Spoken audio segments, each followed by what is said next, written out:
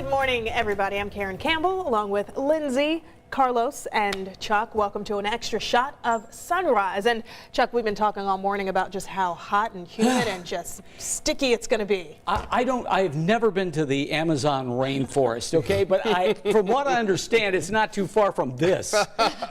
It is really tight out there. Let's show you a live look at downtown Indy. What we don't have is the rain and thunderstorms that we had earlier this morning. I know that plagued some of you, made you wake up in the night. That is gone, but we're going to get up to 90 today, very hot and humid.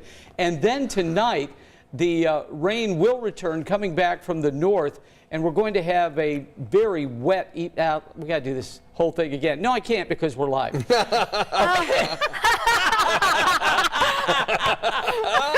Okay.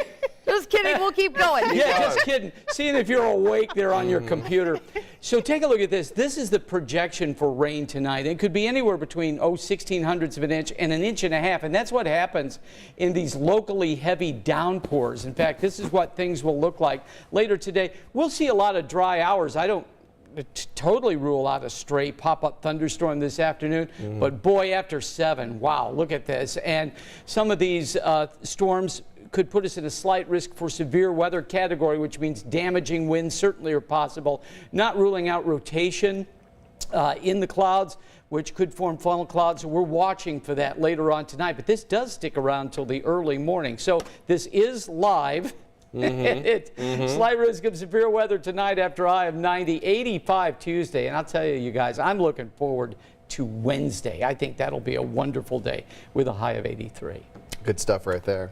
I'm going to go play some pickleball on Wednesday. I've been waiting for a good day to do that. That sounds, do you like pickleball? I've never played before. It's a good workout. But I've heard it's a great workout. And it's like exhausting. It's like you could just like stand there and you just feel like you're fastest growing sport in the country, pickleball. They just did a story about it on NBC News before 13 sunrise. I'll take notes from you because I haven't played either. Okay, I'll let you know all the things I mess up, and then you can correct them before you go. Hey, Chuck and I have been talking a lot about the forecast in Florida this morning because we need clear skies down there near Cape Canaveral and then the Kennedy Space Center. I almost said Cape Coral. I'm like, that is absolutely not correct. What are we talking about? Check this live lookout, though. NASA teams are moving closer to the launch of Artemis 1, moving into that window 8:30 to 10:30. We got to get this launch if it's going to happen today. Teams are happy with what they've been seeing since the clock started ticking. Now, that was back on Saturday morning. Weather for today's launch, 80% at the top of that 2-hour window. Looks like we will be in the clear. So we'll see. We'll see how this plays out. There's a focus on the launch right when the window opens. So that's right around 8:33 this morning because that SLS can't fly through any rain at all. And of course, Saturday, we saw some incredible video out of this launch area where lightning struck those poles, which they're designed to attract the lightning strikes, but 5 strikes on Saturday. So we are launching rockets from this place. 3 years ago, we did a Chuck's Big Adventure, Destination Florida. We were there at Kennedy Space Center. Did you know that that is the most lightning-plagued place in the world? In the world. But that's where they launch rockets because from a standpoint of where to launch to get into the horizon and so forth, that's the best place in the world to launch. Interesting. Now, I was watching the Today Show, and they said that it's not likely that they're going to make that 8:30 launch time because there's some issues with the fuel lines that they found. And so there are some issues beyond the weather that they're having to deal with right now. So we'll keep you updated here on 13 Sunrise and, of course, on Channel 13 right now as far as the Today Show. But it's not looking like they're going to get that 8:30 window. It might go a little bit later in the morning. So, well, there's no need to wish upon a star for the new version of Pinocchio. Tom Hanks and Robert Zemeckis have joined forces to create a live-action adaptation of the animated classic from 1940. The story about a wooden puppet who is brought to life by a blue fairy and goes on an adventure with Jiminy Cricket. Oh, the film is scheduled to debut on Disney Plus September 8th. We just got our first look at Hanks stars as Geppetto, the toy maker who created Pinocchio. Another version of Pinocchio led by Guillermo del Toro is set to debut this fall on Netflix. So we're going to have competing Pinocchios.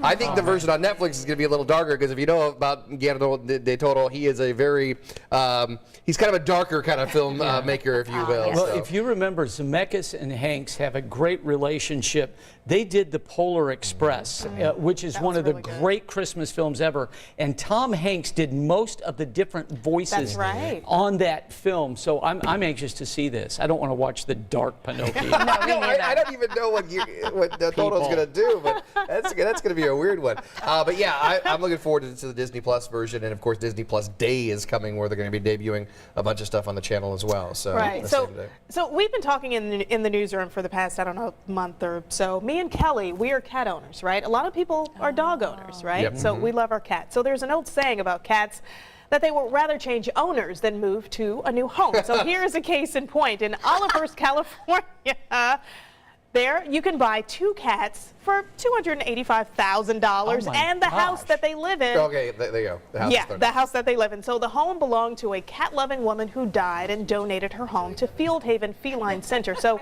Fieldhaven is hoping that the new owners will adopt the cats who have been living there. So the proceeds, of course, they're going to support animal adoption efforts in that county, in Yuba County there. That's an interesting take. So a dog and a cat were in the same house. They lived there 1 year. The owner got them 1 year, and they had been there 1 year. So the owner asked the dog, "What's it like?" "Oh, I'm so happy. Everything is great. This is a great day. I love you. I love you." Ask the cat, "Day number 365 of my captivity."